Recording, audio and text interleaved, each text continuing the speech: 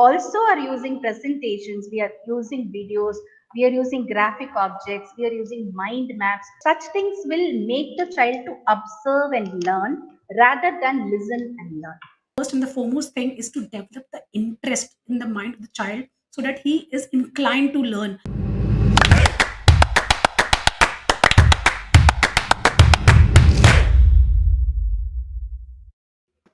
What you do makes a difference, and you need to decide what kind of difference you want to make. Hello, everybody. I'm your host, Seema Chhoriya, and I welcome you all to another insightful session on great principles. Today, we are celebrating another world renowned educator, Ms. Rajani S. Nair. She is principal of Sri Shankara Vidyalayaa, Karur, Tamil Nadu. She believes in creating a difference in the life of students by her teaching styles, her methodology. She is an able academician and is serving student fraternity from past 11 years. Please join me in welcoming Mrs. Rajani Nair. Welcome to Great Principles, ma'am. We are very, very honored to have you with us. Thank you very much, Ms. Seema. So it's a very good time, and I feel elated to be with you on this show. Same here, ma'am, and we are equally excited to unveil all the learnings that we are going to gather today from you. Your journey is truly inspirational, and there is so much experience that you have gathered. So, take us back to your once upon a time, how your journey started, what were the progressive movements, and how do you decided that you want to be in this education domain? What defined your vision for your students? So, just we want to know everything about you. Thank you for this opportunity first, because most of us educators, we don't get this opportunity to share our own history. So this is a wonderful platform, and I believe that what I am going to speak right now might be it is a kind of an exposure for many other people like me in the industry. So I started my career as a guest lecturer at MCC, Madras Christian College, Chennai. And after that, I moved on to school education. Being a teacher was my first 2 years of foray in the academic, journey of mine. And then seeing my passion, commitment, and dedication, our chairman, he promoted me as a school coordinator. And after that, for 3 years, I was a school coordinator, and followed by a principal position at Ravindra Bharati Global School for 3 years, and 2 years with VSKD Gurukul at Sivakasi. And currently, I'm working with Sri Shankara Vidyalayaa Karur. So this is my short span of academic journey. But then, if you ask me who inspired me for this journey, I would dedicate it to my father, who was an instructor in Indian Air Force. And I have always been mesmerized. He was a very strict disciplinarian as well as a passionate teacher. And how students used to, they used to long for his classes. Even if he was not assigned a particular class, people would come and disturb him saying, "Sir, why don't you come for our class?" So that was where I got the, interest to get into the field of education. So I believe that, my father, who is no more with me, I reminisce him on this special day. And today is Guru Purnima also. My soulful salutations to all the gurus in the whole world, and for my first gurus, mother and father, and all my teachers and lecturers who have made me what I am today. Thank you. So certainly, our parents do play as role model in our life, and we always try to follow their footsteps. And this is what exactly happened in ma'am's life also. It's her father who inspired her. So, ma'am, you have been into this field for almost 11 years. So, Yeah. what are the changes that you saw since the time you began, and what is the changes that is coming in the system today, and how this has changed your vision for the students? Definitely, yes, because when I started as a teacher, I could see, because I'm basically from CBSE, I'm a student of Kendra Vidyalaya. Our teaching methodology was very different to what I saw in the other private schools. So, my first school, we had, initially the lecture method, the traditionally used lecture method.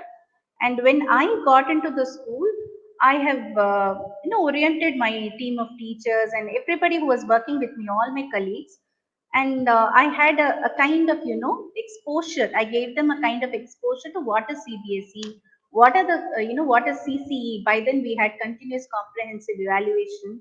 And then what are the various activities what we can do it in the classroom to make our teaching innovative, and what are the various practices you can use to augment the interest of the students. All this, I had a quick assignment for myself, and I have helped my fellow teachers as well, all the fraternity of my first school. So still now I'm very proud to say that whatever I've started there, my people are following all that. So even today I feel, they are still dedicating it to me, and I'm very happy to know that from the teachers that they're still utilizing the same kind of formats and whatever I brought into the school.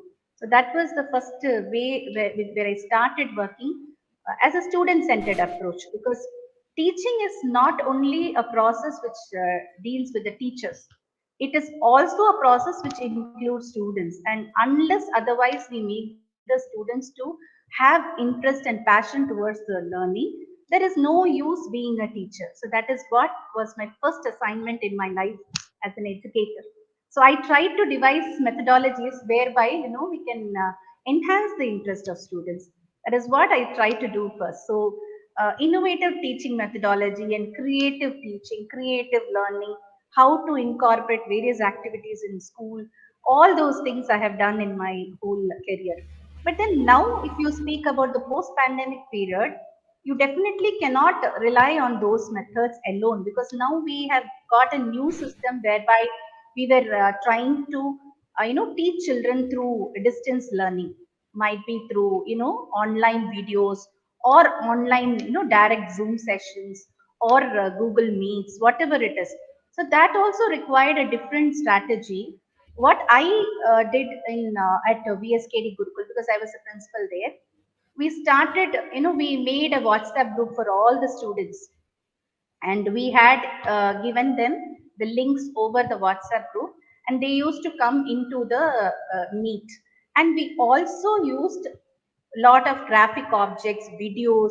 Our videos would be, I mean, were considered as the best, because the school had 8 branches, and out of 8 branches, our videos were considered the best because it will be error free, and we will include lot of kind of animations, graphics, all those things into the videos. So this era, I should say that post-pandemic era has given us a lot of insight into the innovation in teaching methodology, because we were normally used to the traditional lecture method, board and chalk method. But now we also are using presentations, we are using videos, we are using graphic objects, we are using mind maps, which I was, I started to use in 2011. All that has come back to practice in most of the schools. So I feel very happy that this pandemic has given us a very good learning as such, because we were traditionally used to that method, and now we are forced to do all these things after the pandemic. Certainly, so this is the beauty of community. This is the beauty of knowledge sharing because what you have when you share, you get more new ideas, more new ideologies to follow the challenges how someone else faced, how we can ensure that this doesn't come in our institute. So, this is the beauty when we share what we have, and this is what great principals also do. So, I'm really glad to know that, the credit of all the success that other schools are doing, they're still dedicating it to you. So, this is the power that you have earned and when we are talking about how the changes have come, certainly earlier it was, that our attention span was quite bigger than what it is today. There is so much information to consume every day with the advancement of technology. How can we expect our children also? So, you rightly said the first and the foremost thing is to develop the interest in the mind of the child so that he is inclined to learn. So, igniting this passion is important. And I think this is the most valuable take from today's answer that we all need to ensure that our children are interested in learning because if they are not attentive and not interested then there is no use of the lectures which are going on and everyone's effort is in vain. So wonderfully explained and answered, ma'am. Moving ahead to my next question, you just mentioned that when you switched from when you were a student of Kendriya Vidyalaya and you find a lot of difference in CBSE school, but now we are globally connected economy and pandemic has opened the doors for the world for the students. So tell me one thing, what would you suggest so that our education system comes at par with the developed nations? Definitely, yes, because we need to change a lot in our education system. First and foremost, We must think of the student as the entity who consumes whatever we are teaching. So he is the end product, he or she is the end product for us. So what we have to do is we have to make our educational practices in such a way that it is fully student centered, not in words but in deed. That is the first thing we have to do, because most of the schools claim that we have a student centered approach, but it is not mostly the same. And I would believe that strictly it has to be done with respect to the child. So we have to make practices, and we have to include activities which will definitely ensure that the education is student centered. So that is first thing, first and foremost aim for all educators. And number two is activity based learning and experiential approach, which we have been vouching since long. Most of the CBSE schools, we actually have this practice of activity based learning and experiential approach. If it is done in full scale, definitely we can find a great difference in our students. The students of the entire nation can change. So that is second thing. Just don't rely on just the practices which we already follow. Let us include lot of activities. Let us include lot of might be GDs, group discussions, which they are going to face in their future. We have to take all those and we have to make them equipped with those things just now at this point of time, whichever class they belong. So all those future life skill based activities, whatever they're going to face in their life, everything we have to incorporate into education. So that activity based learning and the experiential method will serve in that. We have to think far, we have to think about the future, and then we have to think what are the activities we can include. Even for example, if the child studies about the growth of a plant, the child can be asked to grow a plant inside the classroom itself. So that is very easy for us to do. So such things will make the child to observe and learn rather than listen and learn. So I believe that thing, there is a quote saying that a picture is worth than thousand words, more than thousand words. So something like that, you show it to the children, make them to do. The teacher is only a facilitator here, and the student has to become the performer here. And when all of us, all the educators come together and start this practice of making the teacher a facilitator, we will be standing as backbones for our children, and our children will try to go up and up in their life. So this is my third point. So to sum it up, first thing is we have to go by strictly student-centered approach. Number two, we have to use activity-based learning, experiential approach. And number three, we have to be a facilitator only. We are not supposed to do the duty of the child. Child must be the performer. The child is the star here. We are just the directors. So that we all have to understand. So these, in this way, if we take them, and moreover, one more point here is the child should be allowed to choose subjects at least from grade 9. We do it only after grade 10. So, at least from grade 9, if the child is allowed to choose subjects, then this is actually a far fetched approach. Might be NEP takes this into consideration. So, because NEP has included lot of aspects which we all have spoken all these years. So, might be this point also can be included, and child can be allowed to choose his or her favorite subjects from grade 9. That is also a wonderful approach whereby the child can concentrate and learn for his future. Absolutely. Very practically explained, and this is what we all require. This is all we all are talking about, also. So, it's time to make our classroom noisy. No more quiet classrooms are required. We need to see a lot of action in our classroom with children not stationed at one place. They are moving around, doing something, putting their learning into action and understanding what is the outcome. Ultimately, this is what education it is. It is not only about learning the fact, it is about ensuring that you can remember the fact and put it into action when required. So in short, we are trying to bring the true education in the classroom, and I think the approaches which ma'am mentioned would certainly ensure that all these things gives a true education to the child, for which parents and schools are equally striving. So beautifully wonderful lot of insights we are getting today from ma'am's experience. Now we have moved to the very interesting segment which is called rapid fire round. So ma'am, in rapid fire round you have to answer me in one word or a sentence. Okay. Yeah. Okay. So here we go. My first question to you. What Rajni ma'am does when she is not working? Reading books. Who is your favorite author? As of now, Dan Brown from foreign authors. An Indian author, I have too many, so it is rapid fire, so I don't want to list it here. A book that you would recommend for our viewers to read. Definitely Jittu Krishnamurthy's book, A School Without Fear. School Without Fear. The title is so fascinating. Wonderful. A happy school is a dream for many. And I've So been moving ahead to my following it next. in all my schools. I have been following it in all my schools. Wow, that's really wonderful. So, what do you love about your current school? My school as my present school is very spiritual, and the first aspect I like here is we make the children to understand that devotion is more than religion. So we make them understand that there is something, some divine power which is above all of us, which directs us every day. So that is the first thing I like about my present school. Second thing is our management. They are wonderful humanitarians and highly valued people. So that is what I know. I'm happy about being at such a great school. And we also inculcate the similar values in our children and our staff as well. So that's a great thing to be. And the frequency matches always, like that.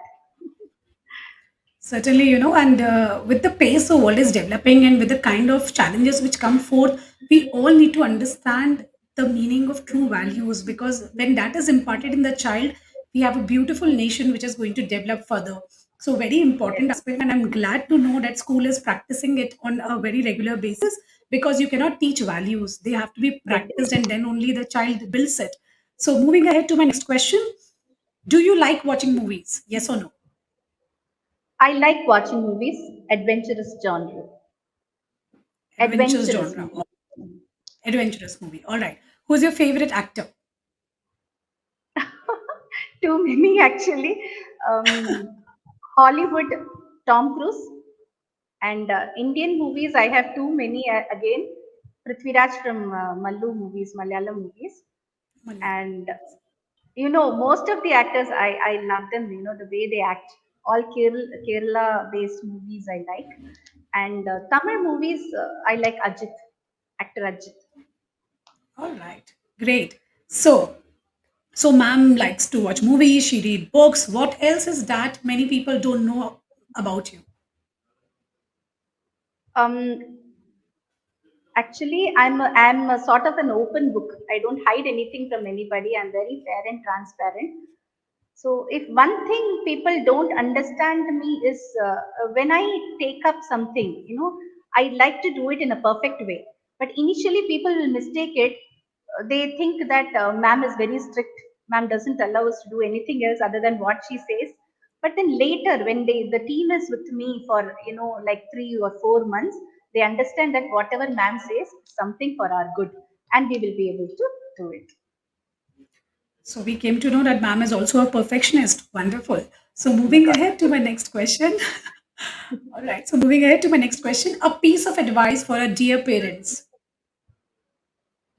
Parents have to understand that each child has got unique talents. We are not supposed to compare children. That is one thing what I have been telling all our parents. They are not supposed to think that that child is able to do well in academics. Why is not my child able to do?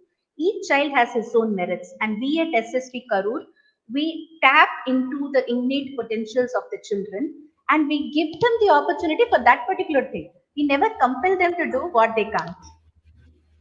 This is again a very wonderful thing to practice because you are celebrating the individuality of the child. You're respecting him, and that is what a child needs. When you respect them, they give their 100% because you have given them that opportunity to, Yeah. reach to his full potential. Very wonderfully answered this segment. Last question in this segment is if you could change one thing in education system, what would you change? Definitely, the whole education system we need to change.